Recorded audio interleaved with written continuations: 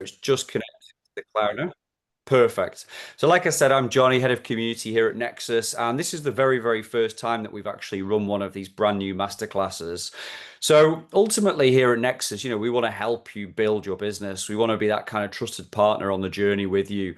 And one of the main things we find is when we have our office hours, when we sit down with our entrepreneurs, with our founders each week, is to try and identify some of the major problems that you've got, or would just like to upskill yourself in generally. So we were introduced to Lee here from Zygo, a really great guy who's going to give this presentation today. And Lee basically is an expert, and obviously, as the name goes, master in terms of recruitment, personal branding, and really just trying to help people grow really solid, really strong teams. So we brought Lee on board today to give this masterclass talk. As I said, it's our very first one, so we'll keep evolving the format with your feedback over time as well. And when it comes to this, like the format is going to be where we'll have like around about a 30-minute presentation here from Lee. Then we have a Q&A as well. So if you have any questions that come up as well from the conversation today, then of course, just let us know. Lee is here to answer some of these. He has got a slight thing to add in a minute, add a bit of humor to today as well. But there's a few questions that have come in advance from some Nexus members as well who couldn't make it today. So yeah, really, really looking forward to this masterclass. I'm going to be here in the background as well. If obviously there's any more questions, if you've got some Q&A questions, make a note of them. We'll obviously put those over to Lee towards the end. And yeah, enjoy it. We've gone through this a lot of times, and we really think we've got some impactful stuff that's going to help you build your business. So, Lee, over to you. Thanks, Johnny, and thanks for having me, mate. Good to see you. So, cheers, mate. So, look, in terms of why I'm here today is to talk to you about founder-led recruitment, but more in a way of helping you decide which is the best route to take for you, whether that should do it yourself or you engage with a partner, basically. But also, there's some things to be aware of as well when either doing it yourself and even doing it with a recruiter. AI being the main thing, and we'll cover that towards the end of this presentation. But what I really want to get into the weeds of today is why founder involvement is actually a competitive advantage, and why you should use social media to your advantage as well. And the reason why I want to highlight these for you today is the best startups move up fast, they align, they share the same mission, and the recruitment choices, that you make are pivotal to where your startup ends up. And hiring is literally all about execution and strategy. It's not just another one of those tasks that you have to do type of situation. So who am I, and why should you listen to me? So I'm obviously a recruiter. I've been doing this now for nearly 10 years. I set up Zygo last year. And where I focus is on founder-led businesses from bootstrap through to seed. And I help people grow through seed as well, but that's where I tend to focus. And what I've built over the last 16 to 18 months is a business that allows founders to access the talent they want via a monthly model, so they can so they don't have to pay that kind of upfront cost, and they get to protect their cash flow. And through this 18 months ish, I've helped founders raise funds. I've helped founders get the right connections, whether that's legal, accounting, all of that kind of stuff. And I'm the type of person that sees the money side of this as a byproduct, building good relationships and doing the right thing. And also, I run a small group of recruiters that all share the same kind of ideology as me, as basically making businesses win through using our expertise. Any questions on that, or are you happy for me to move on? Fine. So the biggest pitfall that most founders I've seen make is they don't plan their hiring. It's just one of those things that come up, and then they do. The thing that the most successful ones do is they map what their team is going to look like their product roadmap. So you figured out who you are. You figured out who your customers are. Now all you need to do is translate that into the people that you want to work with. So that's your brand, your values, the stages that you're at. And again, the other thing that I see people kind of go after is they want the Googles, the Amazons, the Revolut type candidates. And typically at the early stage that you're at, these are not the candidates for you. If you attract them, great, but they probably won't last long. It's just one of those types of candidates that's probably not going to thrive in the environment that you have created at the moment. They're probably, and you probably can't match the salary and benefits and working hours and all of that kind of thing as well. So don't focus on them. And the one thing that helps people build this out is the 7 Ps of product marketing. So it's obviously good to market your product, but it's also good to market out for who you're hiring. So the product is who you are and what you're building. The price piece of this is what can you offer? So is it salary, equity, culture, learning, something that they don't have access to currently? And then where are you in the market? So this is the place part. Are you remote? Are you local? What stage are you at? That kind of thing. And then how are you promoting yourself? So why should somebody join you rather than another startup, rather than a competitor or a more established business? And one question, and this is a good exercise for you when it comes to hiring, is one question I always ask every person that I recruit for is, if you knew somebody perfect for the role that you are hiring, but they were super happy in the job that they were in and not looking to leave, what would be the 1 or 2 things that you would say to them to convince them to try and join you? That's the foundation that you want to work from when it comes to the promotion piece. And then what type of person is going to thrive here? It's not your Googles, your Amazons, your Revoluts yet. So defining that. And then what does your process look like? So you're a startup, you need to move fast, you need to be nimble. And in a way, so does your process. I'm going to slightly contradict myself in a bit, but hear me out.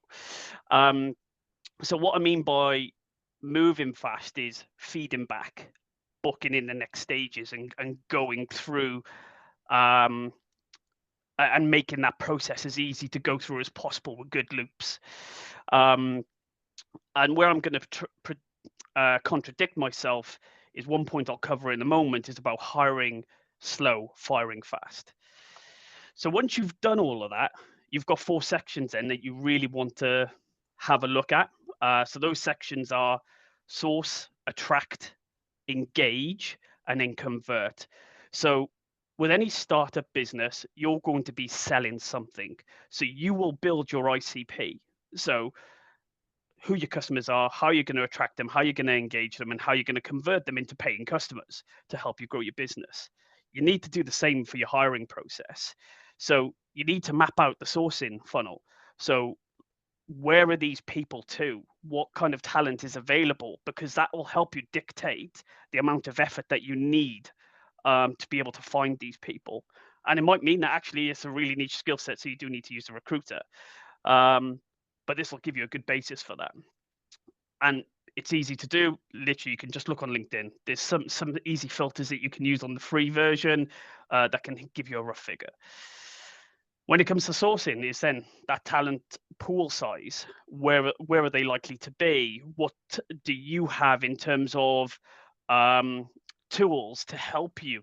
So that might be, some LinkedIn, not automation, but there are tools out there that can make life easier for you in terms of finding these people. And if any of you want some info on that, I can send you just like a little list at the end or afterwards. And then when it comes to attracting, which is where again most people tend to fall down, is the job adverts, job descriptions piece. Everybody, and you've probably seen it yourself, you've probably done it yourself, I've done it myself back in the past, is you post a job description as a job advert, but they're two completely separate things. And one analogy I like to use with this when speaking to people is when it comes to, seeing an advert for Coca-Cola, there is they don't tell you all of the ingredients in the can of Coke when they're selling it to you via an advert. They tell you why it tastes that good and why you want to buy it. That's what your advert needs to do about the job that you're selling. And your messaging needs to reflect the same thing. And the other thing is are you advertising in the right place, if at all? And again, on that, another person I know have built a startup job board. He's kindly said that anybody who's looking to hire can use his startup job board for free. So again, if that's something that you want to use, let me know. I can share that with you. And then the final piece of this is the most. Another final piece: engaging people. So then, how do you nurture and qualify those people? And how quick are you to respond? Are you building relationships, or are you just trying to get anyone in? Because there's a massive difference with that. And then convert. So how are you getting the right person to say yes? Do you sell the opportunity quickly? And are you moving the process and feeding back consistently? Because all of this, each stage is going to impact whether that person says yes or no.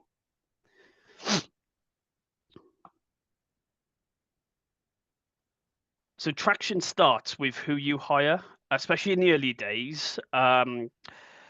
These people aren't just here to take your instruction. These people are doing the how, the what, the why for everything. So they'll set your culture, they'll set your architecture, processes, everything. These are the people that you want, or the people that you want to look for. These have a bias for action and can wear multiple hats. These are your key people. So you hire them and you let them get on with it. This is not one of those kind of, you hire them and you kind of retain some of those tasks that you need offloading. Delegation is key here. And if you can't delegate, you're going to end up in a rough patch, basically. And the most important thing about this, especially in the early days, is when you're hiring these co-builders, these are setting your baseline of quality. So if you hire mid-tier people, that's your baseline. So you'll always hire mid-tier type people, and then it'll be a struggle then to attract maybe more better talent, as an example. And this is where the hire slow, fire fast comes in. So hiring slow, but with fast processes. So if they're not a fuck yes, then they're probably a no in the early stages anyway. So bear that in mind. And for the first 10 to 20 hires, you need to be involved. There's no question about this. And I've seen a lot of success from founders who have put in the time, the hard yards, basically, to do those first 10 to 20 hires, whether that's all by themselves or whether they've had help in doing that. They're involved consistently. It's essential, but this is a temporary pain for you with long-term results. And the reason for that is the candidates that you're attracting, they want to hear it from the horse's mouth. You're the visionary. You're the one that's created this journey. You'll get better commitment, more traction, and it'll be easier for you to see that kind of right or wrong alignment much easier and much earlier in the process. So you're helping yourself out as well. And then after the first 10 to 20 hires, you've kind of set the baseline, so you can then start delegating that responsibility fully to somebody in-house, external, wherever that may be. And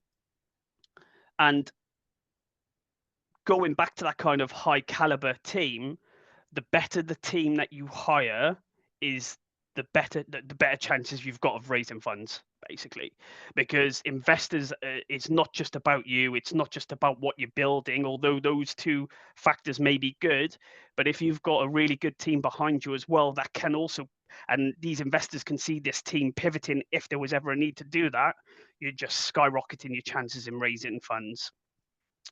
And think of it as small high-end teams are much better than large mid-tier teams, because in the long run, these mid-tier / lesser talent will cost you more time, more energy, and more money, and will make you slower, and slow equals dead in startups. So you don't want to end up there. Can I ask a quick question, Lee? Yeah, sure. From you. So really, really important slide this, I think. I also liked what you were saying about how, better chance of raising investment. If you were a bit on the fence about a hire, you needed that position filling quite soon, but you were like, we were in our second or even third choice candidate. Would you potentially suggest maybe a short-term contract to that person? I mean, I know it can probably be difficult if you're trying to get them out of another role Yeah, or they're applying, but what would you do if you weren't quite set, but you need to also, you want yeah. to hire slow, but you also kind of need to fill that position quite fast as well? Yeah, so there's a couple of things that you can do, and I express these options to people in that kind of doubt situation. Um, so if you have access to other founders or people that you fully trust, get them to have a call with the person to sense out your concerns. The other thing is you can reference people, just not their current role. So validate what they've said they've done in previous roles. There should be no kind of barrier to them going, do you know what? There's potentially an offer coming on the table. Speak to this person and this person. They can vouch for the concerns that you have. Those are the two best options. Okay, perfect. That sounds really good. Thank you. Like you Any said, other questions?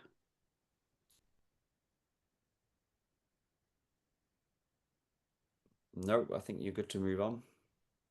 Perfect. So, DIY recruitment. This is quite easy for you to do if you plan it right and if you make social media your friend, which I know a lot of people um, tend not to use social media as much as they could or in the way that they probably should, right?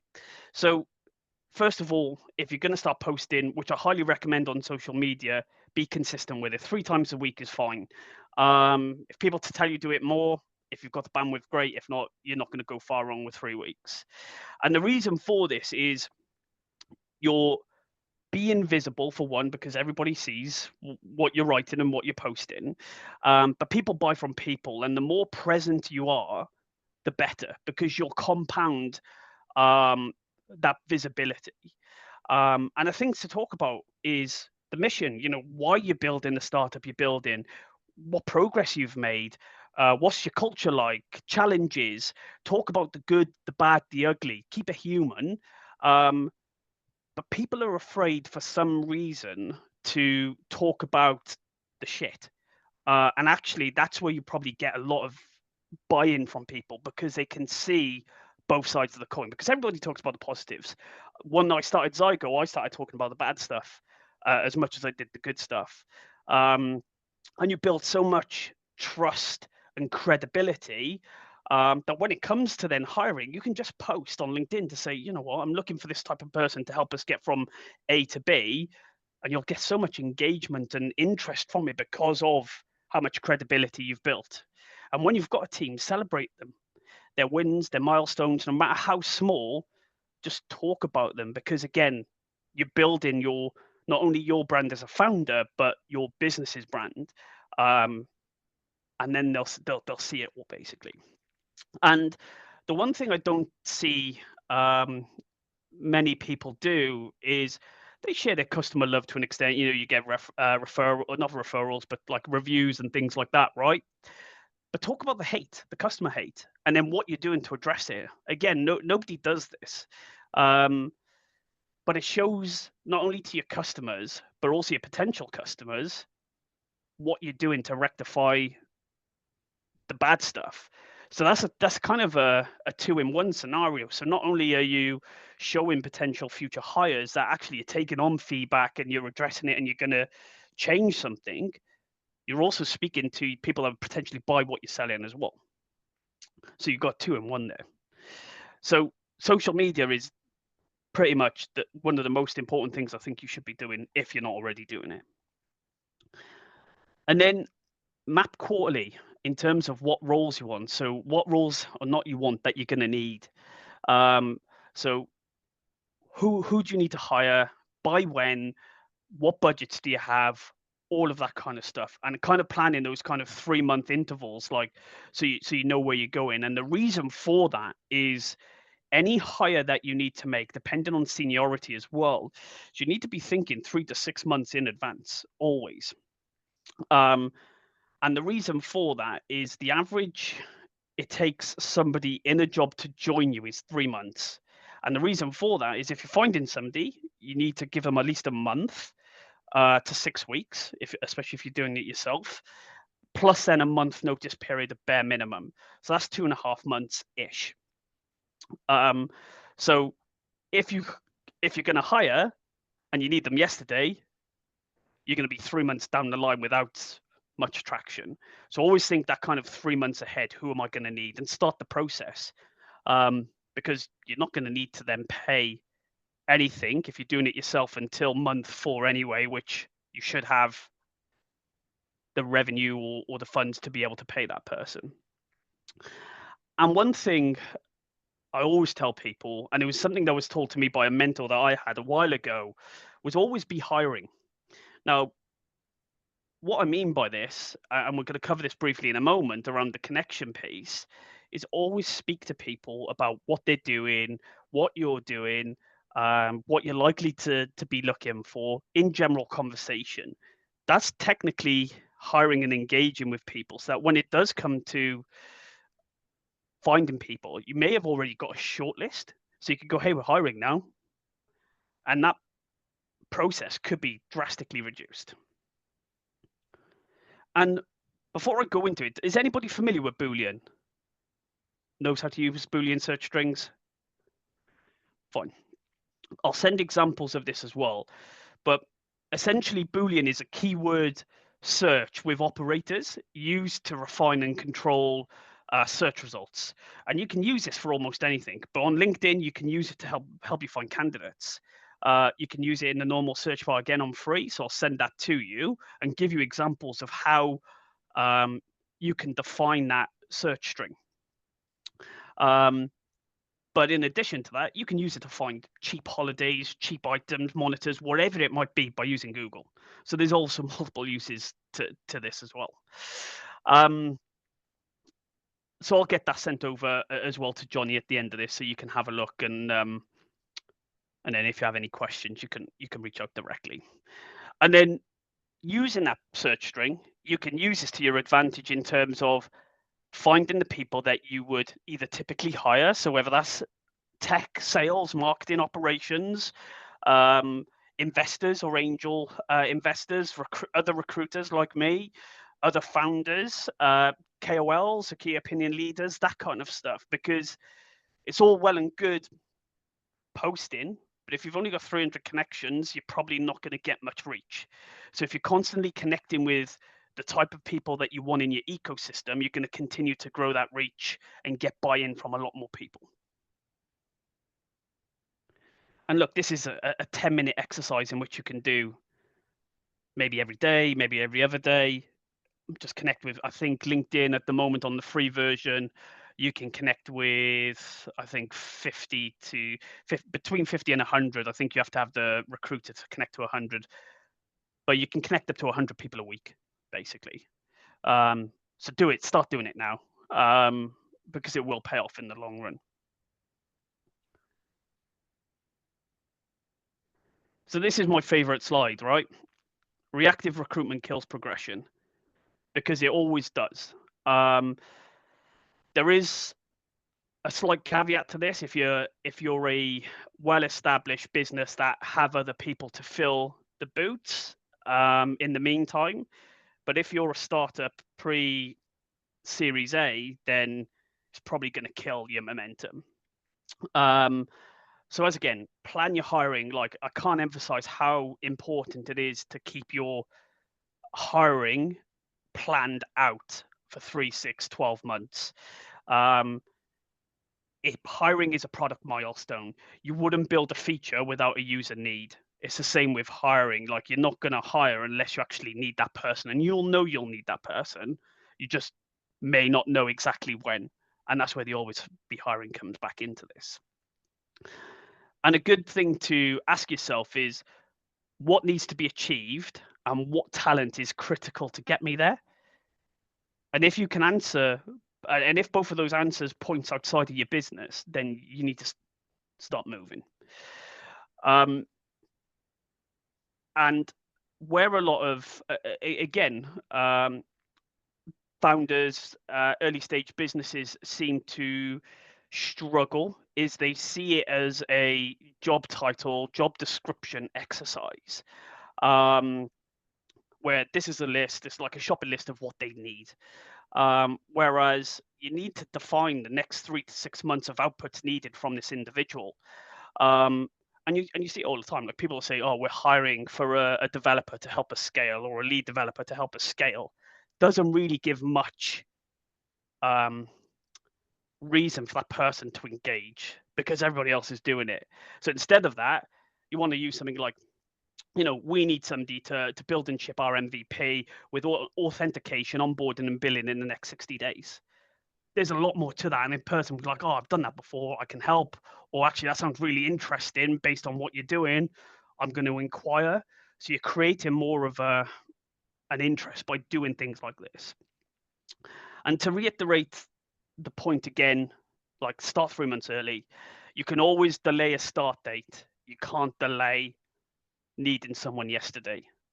So just bear that in mind. And as I mentioned again, I've seen it time and time again. Reactive hiring kills momentum, and actually it does more than slow you down.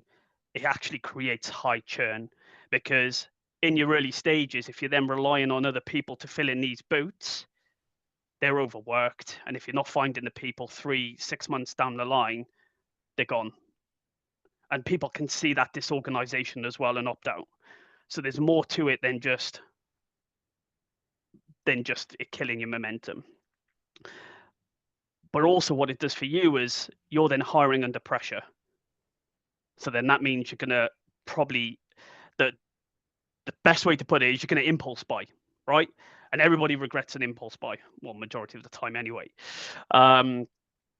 Because it rarely turns out well, it's not what you actually needed, and then you've created another problem for yourself. Any questions on that? Or anybody found themselves in that situation? Only on the impulse buying. That's a major problem I have, Lee. Mate, Yeah. same here. I like. But I know what you mean, like, especially at some companies, I've worked big tech companies in the past. I know other managers have hired people they weren't quite so sure on, and it's never worked out really that well. Down the line, Yeah, they're already on 6 months, 12 months and looking for other people to fill those roles. So it is so important, isn't it, to get it right? yeah. So don't give in to the impulses. Yeah. So look, the slides you've all been waiting for, all right? Working with recruiters. So this is just as important as well as planning your roadmap for your hiring. A lot of, and we'll come on to this in a second around the models, but recruiters can do so much for you. It shouldn't just be a bums on seat exercise. They should be an extension of your team. They need to represent you like an insider. They need to understand you, your needs, and care about what you do. And that's, again, one of the reasons why I set up Zygo. Is I'm a business builder now. I used to be a specialist tech recruiter, but now I go into founder-led startups and I build their businesses, no matter what the role, because I know how to recruit people. They just tell me what they need. And those businesses, I deeply understand what they're looking for, what they need, what they're potentially expecting to hire in the future, and where they are with certain things in terms of funding, getting their first customers on board, that kind of thing. And I've helped founders get funding. Most recent one was 300K. They've now gone on to get their Series A, which was just over 2 million. I'm also helping them get their like some of their first customers on board. So you can get a lot more out of a recruiter. And the things to ask yourself when looking at this individual and trying to assess them is do they get what you're doing? Do they get the product? Do they get what stage you're at? And more importantly, do they get the startup chaos? So that's the pace, the pivots, the urgency, because I've seen it from other bigger agencies that I've worked for. Recruiters can get frustrated with that because they're not used to it. They're used to the bigger, slower, more safe processes at times, where often these aren't. And embed them. So give them access directly to you, whether that's Slack, WhatsApp, Discord, whatever you use. Instant access is key for you to make this successful. And as I mentioned earlier, Johnny, when you asked that question around if somebody's in doubt about someone, whether or not to use them, reference them. A lot of founders I work with, I've told them to actively reference other people that I've worked with and speak to them, because the other founders are happy to do that. Second best scenario, get testimonials. But if you can reference them, you're golden. And then there's four major models available to you, right? So the one you're all probably familiar with is the contingent service, right? It's fast access, low commitment, and it's probably not the worst, because if you're giving it to them contingent but exclusive, you still get some good commitment, right? But the analogy I've got here, as a founder, you probably get a load of recruiters ringing you multiple times about asking you about hiring, all after the same thing. It's annoying, right? Flip reverse, if you're instructing multiple recruiters to find you a developer, a salesperson, a marketing person, they're fishing in the same pool. So these people are getting the same calls from different recruiters. It gets annoying for them, and you could lose out on talent. So if you're going to go down this line, which is contingent on if they find you somebody, maximum 2 people, 2 agencies. But where you're going to get the most and effective results is if you go in the retained, embedded, or fractional service. Retained is you pay a small amount up front. That's typically deducted off the M fee. You get deeper focus, higher commitment. They embed themselves. You've got the embedded model, loads of those around. They're a recruiter as a team member. So they will actually be within your business on everything that you have, your emails, your Slack, whatever, they're in, but they're still part of another agency. And they can be there for a certain period of time. You can fix them in for 3, 6, 12 months, whatever your needs are.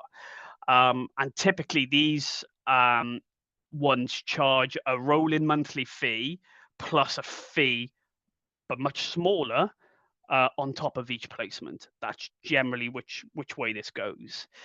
And then you've got the fractional option. So there's quite a lot of solo founders like myself who offer fractional services. There's just freelance recruiters out there. It's the flexible solution. It's low cost. You can bring them in for like £500 a day type of situation, and they can help you get to where you need to if that's the preferred option.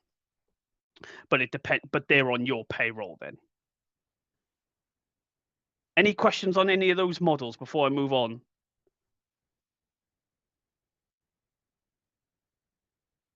Or we good? Good, cool. Fine. And then when to use.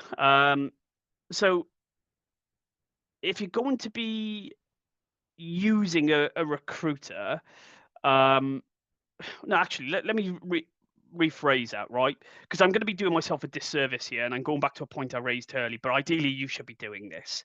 For the first 10 to 20 hires, I said it earlier, you should be doing this. You shouldn't really be using a recruiter if you've got the time, money to do it.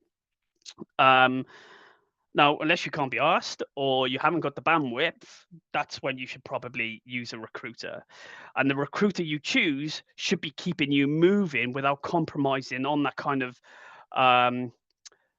baseline that you've set. The quality and speed should not be compromised. And if they are, then you probably shouldn't be using them. The other thing here is applications are at an all-time high, and we'll go on to this in a bit in a moment around AI. But general roles that you'd probably go out for, maybe a product manager, a salesperson, even developers now, you're getting hundreds of applications. And most of them look good on paper, but most of them are not a reality. So you could be ended up wasting time here. So depending on how much volume you're getting might mean that you actually use an additional service to even help you get through that. Whichever option you, well, not whichever option you choose, but whichever model you choose in terms of recruitment, always stay close to the process. And if you are using an external recruiter and it's taking more than 4 weeks for, unless there's a legitimate reason, again, you want to be questioning that, because any role you should be given 2 weeks for sourcing, depending on the role. Some may be less, and then 2 weeks for hiring and offering. That should be your baseline for any process, even internally. And then value. So as I mentioned this earlier, you shouldn't be using a recruiter just to get bums on seats. You need to get them to help you shape your strategy. They know what works, most of them. So listen and take the advice. They can build your processes, they can create your documentation. So whether that's your job descriptions, your adverts, your sales assets, pitch decks. I've helped quite a few early stage bootstrap founders build their pitch decks. I haven't even worked with them yet, but I've still helped them. And also utilize their network. So who do they know? What introductions can you get? How can they help sell your service? Because they're speaking to a range of businesses and people that might benefit from it. Getting investment, as I covered earlier, going to certain events, maybe podcasts, founder dinners, all of that kind of stuff. These are the things that you want to be leveraging in a relationship with a recruiter.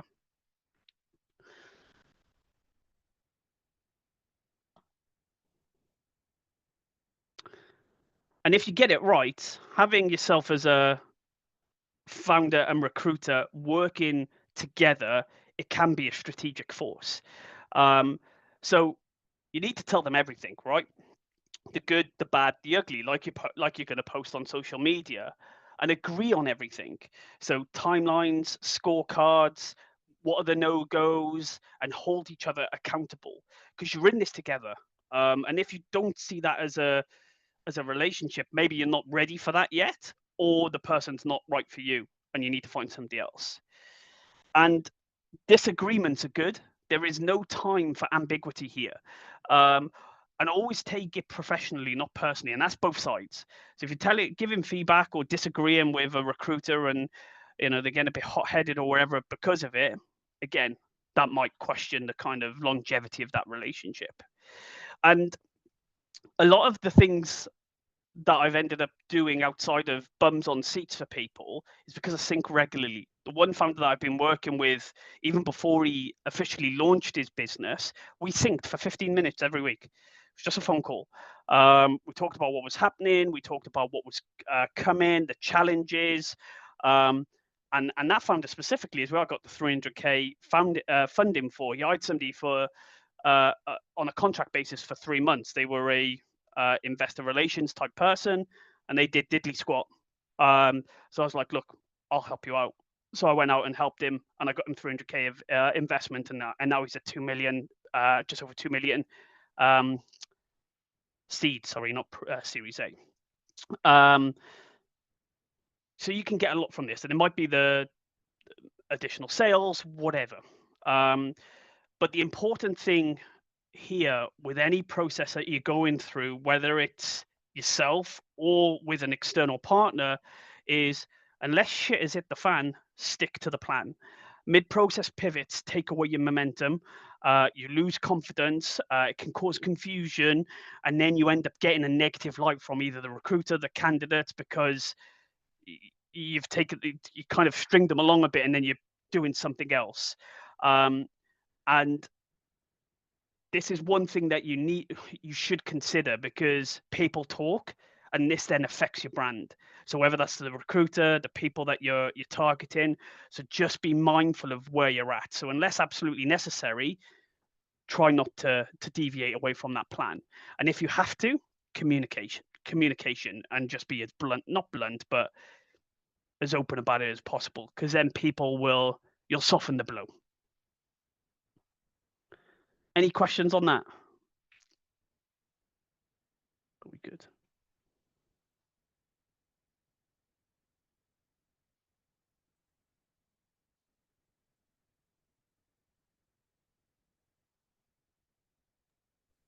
I think you're good for the AI piece, man. Cool. Which I think I know from chatting with quite a few people, they're excited about the AI because it's, everything is AI now. And Yeah, you know what, it is. we're all. Yeah, and it is, right. Like, everybody uses AI nowadays, right? It's not going anywhere. We're obviously moving now into this agentic way of working. So, and there are a lot of benefits and use cases that we can get from it and use it for good. But anything new that comes out is going to be exploited. And unfortunately, in recruitment, it is, from a candidate's point of view. And this goes back to, so one of the major things that we've seen for a little while now is people using AI for their CVs, their cover letters, mass applying, that kind of thing. So that goes back to my previous point about hundreds of applications. And what people are doing is they're getting, you'll post a job description, you might post some other blurb, and they're getting all of that, they're putting it into the AI, they're prompting it, it's then spitting out a CV, maybe even a cover letter, and you're getting this keyword salad that matches everything that you're looking for. And then you've got quite a load of them, and then you're thinking, oh great, I don't need to do anything else. And then you end up going down that route, probably then realizing too far into the process that it's not your experience, although to you initially you hit the jackpot. So in these circumstances, you need to go deeper into the CV. And one thing that I'm advising candidates, so one thing that I started doing, I'm fascinated with CVs. It's a weird thing to get fascinated about, right? But I'm fascinated with CVs and how people portray themselves, because they don't portray themselves really well. So I've been building a template for people over the last 5-6 years to help them articulate themselves in a way that you as a recruiter, you as a hiring manager, can actually see the value that they would bring to you should you hire them. And with a lot of this, a good way to tell is how shallow that experience is within their CVs, although it is becoming better. The other thing, AI-assisted interviews. Again, we've probably seen videos on this, as well as the proxy interviews and deepfakes. But people are now starting to use whisper tools or overlays. And basically, when you're asking questions, the AI is listening in real time. You've seen it, and then it spits out the answer, so that person can then read that answer back to you. Now, if you've got somebody wearing glasses, it's pretty easy to tell that they're doing that, because you can obviously see the reflection. But if they're not, then it can be quite difficult to see if they are using these tools. And the best way to get around this at the moment is asking questions that actually require context from their experience. So literally go deep. The deeper you go, the harder it is for that AI to prompt them in the right way, and you'll spot them then from a mile off. The other alternative is you can then test live with a screen share IED, where IDE, sorry, not IED, IDE type of situation. And you've probably seen it as well with all these fake interviews going around, people using voice modulation or deep fake tools to impose as somebody else or wherever. And it is the reality now, unfortunately. It's mainly a US thing. It's not so much in the UK at the moment, thank God. But again, it is happening, and it's probably going to get more used.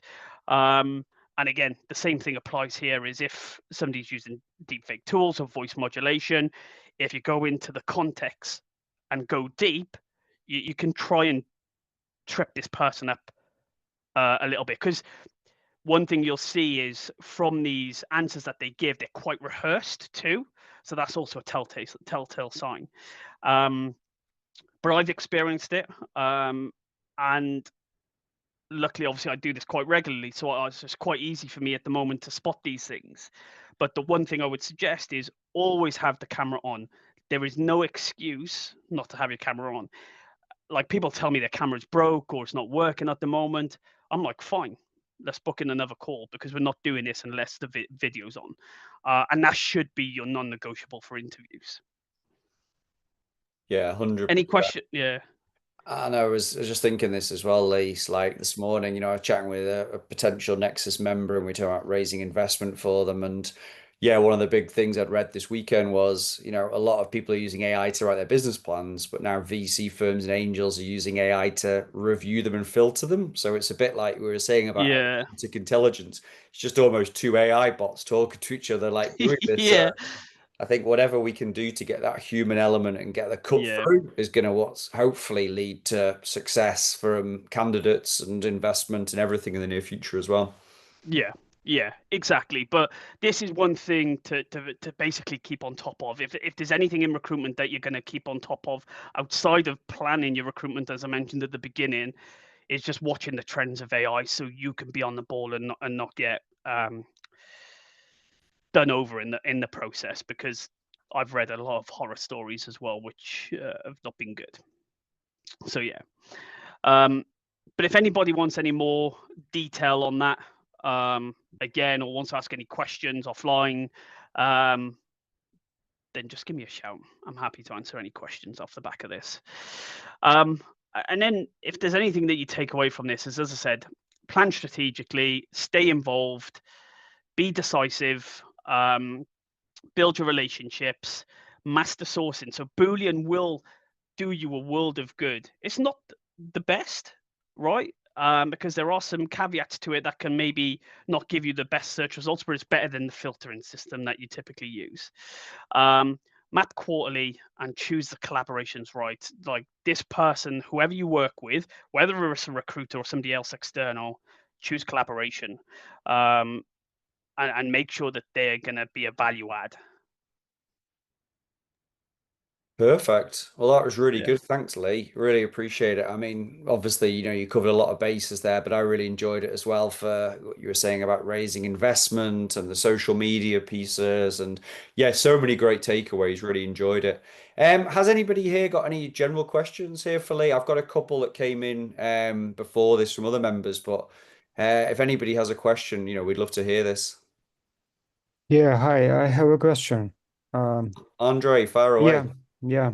Um, how do talented people usually feel about joining risky startups? It might have good growth potential, but the company is unknown, the career path is unclear, and the future is hard to predict. Yeah. What do you And recommend? so we're in a world now where no business is safe. Look at all the layoffs that have been happening in the big tech companies, and they're still going on, right?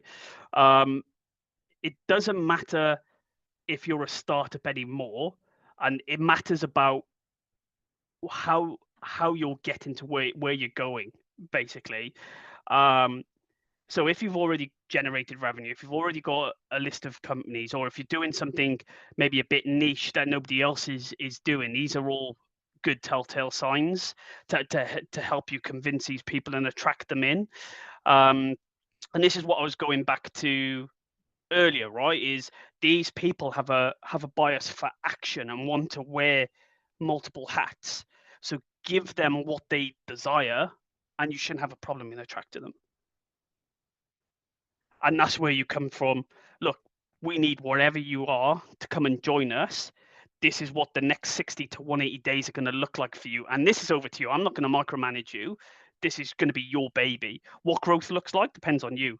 We're early stage, so I can't tell you what that is, but we're going to be going places, and you're on that ride or journey. Okay, thank you. Yeah, great question there, Andre. And it's kind of true, really. It's a case of selling that vision to them. And I think what Lee's saying is completely right. I've worked for big tech companies myself in the past, and nothing is safe. You can be very much just seen as a line on a P&L chart or whatever. All of a sudden, 50 people can go overnight, 1,000 people, whatever, maybe Even by email. Exactly, mate. And that's it. And I think, niche is potentially a winner, really. I mean, people feel, like they're, really gonna accelerate their career by being part of your firm because you've given them that responsibility as well. Yeah, and I think there's two sides of the coin now in terms of candidates. Some people that want that kind of safe, be told what to do type of job, maybe small fish in a big pond. Um, or then they want to come in and be a big fish in a smaller pond because they get to do what they like to a certain extent. And that's more appealing to a lot of people now. Very true, very true. Any other questions at all? We've obviously got a few minutes left. Anybody got any questions they'd like to bring up? Yeah, have a question is so as a startup company, so which means we do not have like enough fund to hire the full-time job for many people, and sometimes we are just willing to save some money, and so if I want to hire some people with a good skill, which means I have to pay the high salary, and so it's a contradiction between to hire a full-time job or some people with talent, but I hire it as a like freelancer people. Yes, Yeah. yeah. So how to Do, do, balance this problem? yeah. Do you have an example, Jayabin, of the type of candidate that you're looking to potentially hire, just so I can make it a bit more relevant? Yes, because as a big data company, so most of our full-time job is doing like technical job. So those kind of people maybe have to need a lot of high wage. And so what we are doing right now is just to hire some freelancer, but with the good skill. Yeah. Yeah. So, but the freelancer is not on board for all the time. So yeah, most time people will not answer my call immediately. So yeah, I'm Yeah. facing that kind of problem. Yeah. Yeah. So look, you've got a couple of options, right? There's been two companies on separate occasions where they've needed a particular skill set, but they didn't want to hire them perm. One, because they hadn't raised funding yet, so they couldn't afford the person, and two, is they just needed that skill set for a certain period of time. And this is where they're pretty much freelance, right? But they're going with this new term, fractional. So one organization hired like a commercial head of product person for 1 day a week. Every Monday they would join, they would set the plan and get them rolling. And that 1 day was just dedicated to making sure that they were good for the week. And that person delivered more impact than a previous product person that they had on a full-time salary doing 5 days a week. So there's that option. And the other one, which is this fintech company who are looking to get their product market fit. They don't yet have funding. They're trying for funding. Again, they needed a product manager, weirdly enough, but they've got that person in on half a day every week. So they're paying that person £200 a day plus then the cut I take, which isn't very much. So there are those two options. The other thing, and I mentioned this previously, and a couple of friends of mine who also own solo recruitment companies have followed suit, is I offer a pay monthly solution. So you can get and Graham, who's the guy I got 300K for, he's been using this from day one. He's now at 15 people. So you can get the full-time people in that you want, but you spread the cost over 6 months. So it's actually a lot less damaging to the cash flow. You're protecting that, but you're still getting the talent in that you need on a full-time basis. So there are options like this that can get you to where you need to be without breaking the bank. Okay. Yeah, thank you very much. That's okay. Yeah, brilliant. Fractional, I think, is a really good choice, actually. Obviously, if you need to do that, I think even just the positioning of that role is quite Yeah. important than, say, freelance or whatever. Just Yeah. having that person hopefully means you can get a real expert in with experience who can make you go faster. Plus, it looks great on your investment deck, as showing the team that you've actually got someone high quality than somebody who's just papering over the cracks, doing a few hours here or there as well. Yeah. And the one thing I would avoid as well, seen this in a recent startup building an AI ed tech company, is they were using an agency. And they were locking them into a fixed cost for a certain period of time, whereas a fractional person or a freelance was, I think, a tenth of their cost, and also a lot more flexible. So you can get rid of them after a week if you don't need them, or cash flows tight, whatever that might be, and bring them back in then down the line. So that's one thing I'd consider too if you're ever thinking about that. Okay. Thank you very much. I'll take your advice. That's okay. And look, feel free to reach out and ask any other questions. Happy to do that, Jaiben. Okay. Yeah. Amazing. Right, so I'm just very conscious of time. So I'm just going to ask this one question that we've obviously got from the crowd that came in earlier, and then we'll just do a very quick wrap up. So if you can do this in less than 60 seconds, Lee, even better. How many stages would you say would be perfect for interview? I mean, again, like I said, in tech where it felt like there was about 7 stages for each interview, but would you say potentially interview with another interview? I know you covered this a bit before, but yeah, maybe a task and then interview, or like what would be that perfect format? Yeah, I think the a good format is typically 3 stages, which is initial conversation, some form of exercise, follow up, discuss it, final interview.